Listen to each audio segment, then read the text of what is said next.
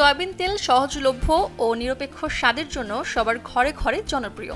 এতে আছে পলি unsaturated fat, যা হৃদরোগ প্রতিরোধে সহায়ক, তবে মাত্রার অতিরিক্ত হলে উল্টো বাড়াতে পারে ফ্যাটি লিভার ও কোলেস্টেরল ঝুঁকি।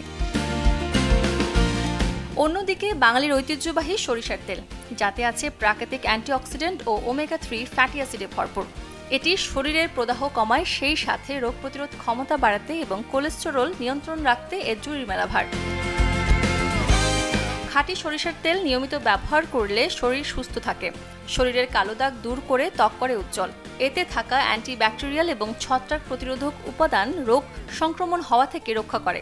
তবে এই তেল অতিরিক্ত গরম করলে কিছু উপকারী উপাদান নষ্ট হয়ে যায়।